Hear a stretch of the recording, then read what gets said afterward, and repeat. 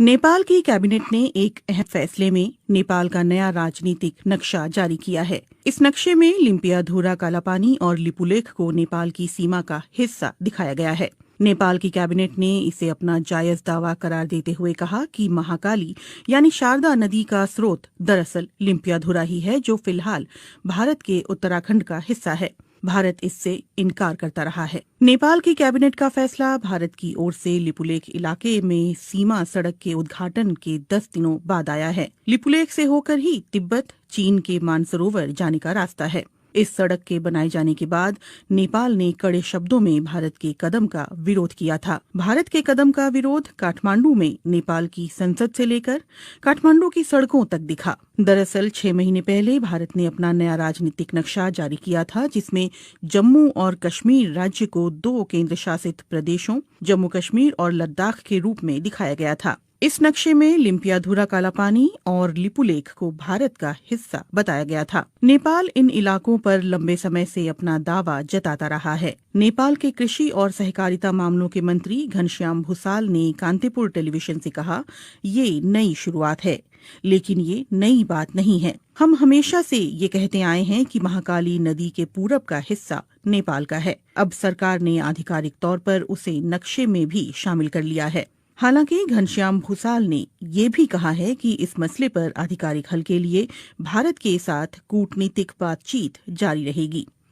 माना जा रहा है कि दोनों देशों के बीच विदेश सचिव स्तर की बातचीत कोविड-19 संकट के खत्म होने के बाद हो सकती है। सोमवार को हुए नेपाली कैबिनेट के फैसले के बाद माना जा रहा है कि नेपाल की सरकार अपने अधिकारियों और स्थानीय निकायों को सरकारी दफ्तरों में इस नए नक्शे के इस्तेमाल के लिए कहेगी। इस नक्शे को शैक्षणिक संस्थानों में भी पढ़ाया जाएगा और दूसरे साझेदारों के साथ शेयर किया जाएगा। कालापानी और गुंजी के रास्ते लिपुलेख तक नई सड़क के उद्घाटन के भारत के एकतरफा फैसले के बाद नेपाल ने कालापानी और लिपुलेख क्षेत्रों पर अपने पुराने दावों को फिर दोहराया और काठमांडू में भारत के राजदूत और भारतीय विदेश मंत्रालय को नेपाल की चिंताओं से अवगत कराया था। इससे पहले नेपाल ने कहा था कि भारत ने जिस सड़क का निर्माण उसकी जमीन पर किया है, वो जमीन भारत को लीज पर तो दी जा सकती है, लेकिन उस पर दावा नहीं छोड़ा जा सकता। बुधवार को लिपुलेख विवाद पर नेपाल के प्रधानमंत्री केपी शर्मा ओली ने एक सर्वदलीय बैठक बुलाई थी, जिसमें पूर्व प्रधानमंत्रियों ने भी हिस्सा लिया था। लिपुलेख वो इलाका है जो चीन, नेपाल और भारत की सीमाओं से लगता है। लिपुलेख में कथित अतिक्रमण के मुद्दे को लेकर नेपाल में भारत विरोधी प्रदर्शनों का सिलसिला भी जारी है। नेपाल के प्रधानमंत्री केपी शर्मा ओली की सरकार ने इस सिलसिले में भारत के समक्ष लिपुलेख इलाके पर नेपाल के दावे को दोहराते हुए कड़े शब्दों में कूटनीतिक विरोध दर्ज कराया है। उत्तराखंड के धारचूला के पूरब में महाकाली नदी के किनारे नेपाल का दारचूला जिला पड़ता है। महाकाली नदी नेपाल भारत की सीमा के तौर पर भी काम करती है। नेपाल सरकार का कहना है कि भारत ने उसके लिपुलेख इलाके में 22 किलोमीटर लंबी सड़क का निर्माण किया है। नेपाल ने पहले भी साल 2019 के नवंबर में भारत के समक्ष अपना विरोध जताया था। साल 2015 में जब चीन और भारत के बीच व्यापार और वाणिज्य को बढ़ावा देने के लिए समझौता हुआ था, तब भी नेपाल ने दोनों देशों के समक्ष आधिकारिक रूप से अपना विरोध दर्ज कराया था। भारत चीन के बीच हुए समझौते को लेकर नेपाल ने पहले भी साल 2019 के नवंबर में भारत के समक्ष अपना विरोध जताया था। साल 2015 में जब चीन और भारत के बीच व्यापार और वाणिज्य को बढ़ावा देने के लिए समझौता हुआ था, तब भी नेपाल ने दोनों देशों के समक्ष आधिकारिक रूप से अपना विरोध दर्ज कराया था। नेपाल का कहना है कि इस समझौते के लिए ना तो भारत ने और ना ही चीन ने उसे भरोसे में लिया, जबकि प्रस्तावित सड़क उसके इलाके से होकर गुजरने वाली थी। इस सप्ताह जब काठमांडू में भारत विरोधी प्रदर्शन अपने चरम पर थे, तो नेपाल ने बुधवार को एक और बड़ा फैसला किया। उसने पहली बार महाकाली नदी से लगे सीमावर्ती इलाके में आर्म्ड पुलिस फोर्स एपीएफ की एक टीम भेजी है। कालापानी से लगे छांगरू गांव में एपीएफ ने एक सीमा चौकी स्थापित की है। एपीएफ का ढांचा भारत के सशस्त्र सीमा बल और भारत तिब्बत सीमा पुलिस की तरह ही है।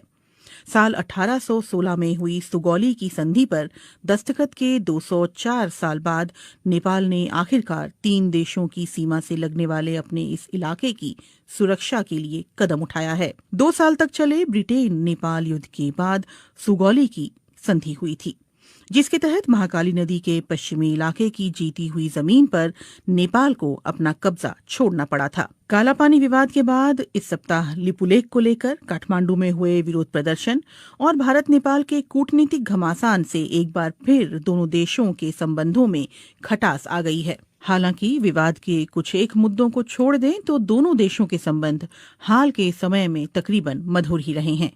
इसी महीने प्रधानमंत्री नरेंद्र मोदी और केपी शर्मा ओली ने कोविड-19 की महामारी के खिलाफ एकजुट रहने की प्रतिबद्धता जताई थी, लेकिन लिपुलेख में भारत के सड़क बनाने की घटना ने कई नेपालियों को नाराज कर दिया है। यहां तक कि प्रधानमंत्री केपी शर्मा ओली को ये स्पष्ट करना पड़ा कि नेपाल अपनी जमीन का 1 इंच भी नहीं छोड़ेगा। ऐसे में सवाल उठता है कि अचानक पैदा हुए लिपुलेख विवाद के कारण क्या भारत नेपाल मैत्री खत्म हो जाएगी? महाकाली नदी के उद्गम वाला ये पहाड़ी इलाका नेपाल के लिए इतना महत्वपूर्ण क्यों है? और ये सवाल भी उतना ही मायने रखता है कि लिपुलेख भारत के लिए भी रणनीतिक दृष्टि से इतना अहम क्यों है? नेपाल भारत संबंधों पर कई भारतीय विश्लेषकों का कहना है कि सभ्यता, संस्कृति, इतिहास और भूगोल की दृष्टि से कोई भी 2 देश इतनी नजदीकी नहीं रखते हैं जितने कि भारत और नेपाल हैं। लेकिन 1800 किलोमीटर लंबी सीमा पर दोनों देशों के दरमियान कभी न खत्म होने वाले कई सीमा विवाद भी हैं। दोनों देशों की सरहद ज्यादातर खुली हुई और आड़ी तिरछी भी है। हालांकि अब सीमा पर चौकसी के लिए सुरक्षा बलों की तैनाती बढ़ी है। मुश्किल इस बात को लेकर ज्यादा है कि दोनों देशों की सीमाओं का निर्धारण पूरी तरह से नहीं हो पाया है। महाकाली यानी शारदा और गंडक यानी नारायणी जैसी नदियां दोनों इलाकों में सीमांकन तय करती हैं। वहां मॉनसून के दिनों में आने वाली बाढ़ से तस्वीर बदल जाती है। नदियों का रुख भी साल दर साल बदलता रहता है।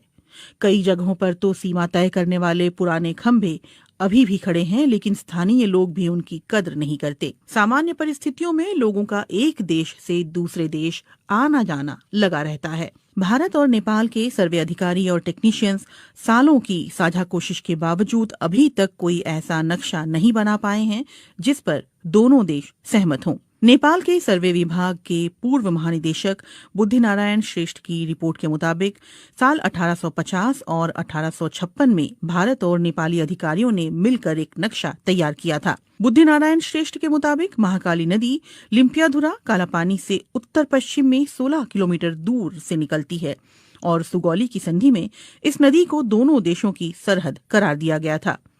इसलिए इससे साबित होता है कि कालापानी नेपाल का हिस्सा है। लेकिन भारत इन नक्शों को सबूत के तौर पर स्वीकार करने से इनकार करता है। भारतीय पक्ष का कहना है कि इसकी जगह 1875 के नक्शे पर विचार किया जाना चाहिए, जिसमें महाकाली नदी का उद्गम कालापानी के पूर्व में दिखलाया गया था।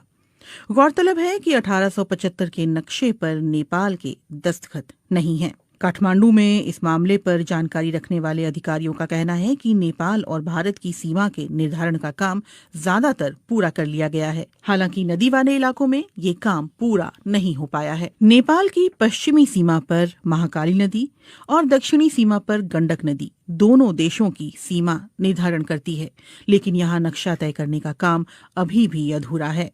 दोनों देशों के सर्वे अधिकारी और टेक्नीशियंस महाकाली और गंडक नदी पर सीमांकन के बिंदुओं के निर्धारण पर सहमत नहीं हो पा रहे हैं, क्योंकि नदियों के बहाव की दिशा बदलती रहती है। इन नदियों का रुख बीते दशकों में लगातार बदलता रहा है। लिपुलेख का विवाद ऐसे ही इलाके से जुड़ा हुआ है। नेपाल का कहना रहा है कि लिपुलेख पर्वत महाकाली नदी के पूर्व में स्थित है, जिसकी वजह से कुदरती तौर पर ये इलाका नेपाल का हिस्सा बन जाता है, और ये बात सुगौली की संधि में भी साफ तौर पर कही गई है।